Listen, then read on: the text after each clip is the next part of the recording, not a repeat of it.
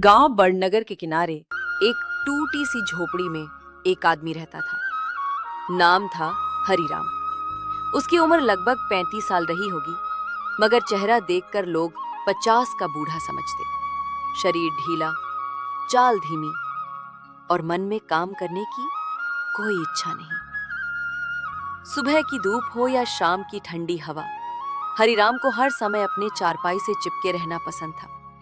हरिराम की पत्नी गौरी और उसका बेटा मुन्ना दोनों खेतों में काम करते। गौरी का चेहरा मेहनत की लकीरों से भरा था, लेकिन आंखों में अब भी उम्मीद झलकती थी।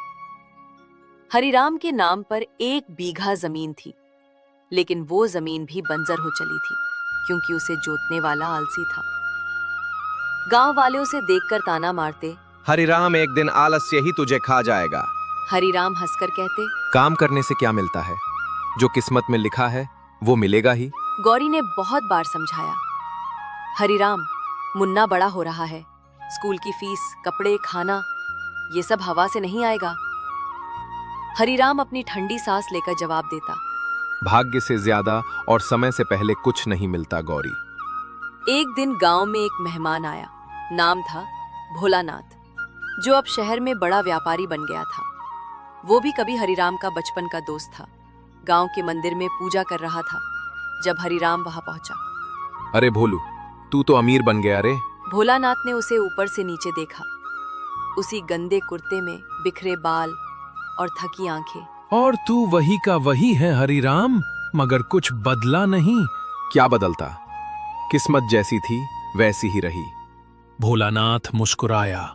हरिराम, तू जानता है, मैं भी तेरे जैसा ही था, लेकिन मैंने बस एक दिन मेहनत शुरू कर दी और फिर जिंदगी बदलती गई।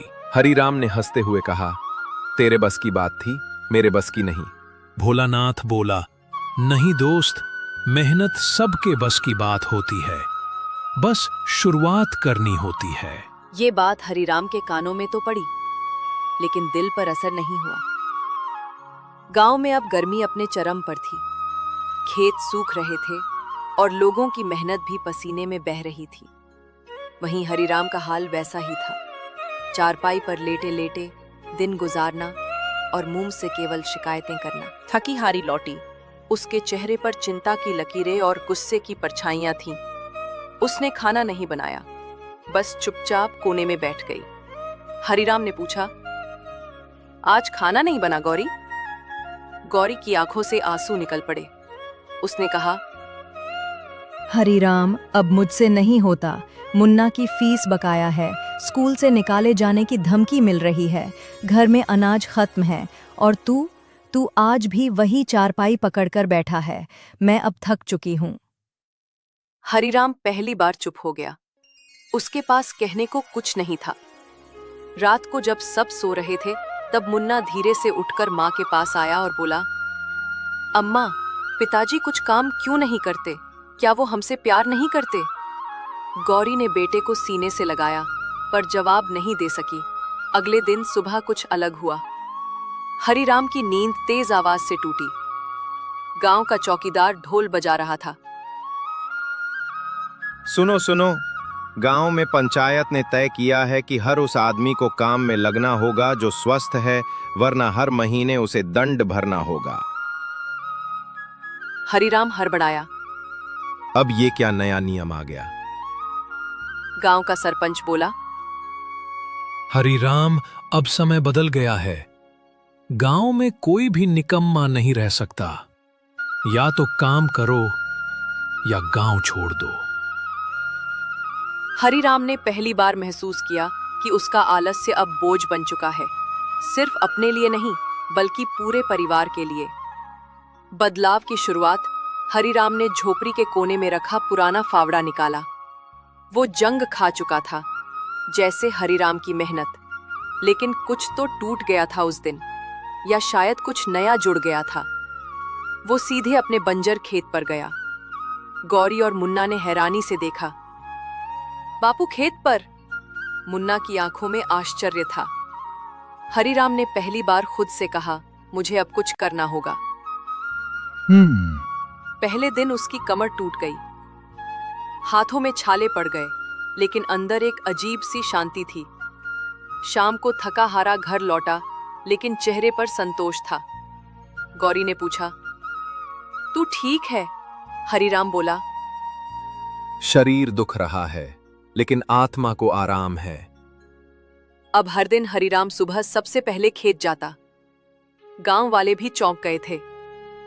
भोलानाथ ने जब देखा तो उसने कहा, अब तू असली हरिराम बन रहा है दोस्त। हरिराम ने सिर झुकाकर कहा, तेरी एक बात ने मुझे आईना दिखा दिया था। अब मैं मुन्ना के लिए, गौरी के लिए और खुद के लिए जीना चाहता हूँ, मेहनत से। भाग 3। अब गांव में मौसम बदलने लगा था और उसी के साथ बदल चुका था हरिराम का जीवन भी। जहां पहले वो लोगों की बातों का विषय बनता था आलसीपन के लिए, अब वही लोग उसे मेहनत की मिसाल मानने लगे थे। हरिराम अब हर सुबह सूरज से पहले उठता, खेत में खुद हल चलाता, मिट्टी को छूता, पसीना बहाता, और दोपहर में जब लोग पेड़ों की छांव में सुस्ताते, वो तब भी अपने खेत के किनारे बैठकर अगली योजना सोचता। गौरी अब मुस्कुराने लगी थी। उसकी आंखों में सालों बाद सुकून दिखने लगा था। मुन्ना अब अपने पिताजी को देखकर गर्व महसूस करता। वो गांव में अपने दोस्तों से कहता, अब मेरे पापा सबसे अच्छे किसान हैं।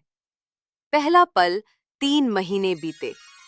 वो बंजर जमीन अब हरी चादर ओढ़े खड़ी थी।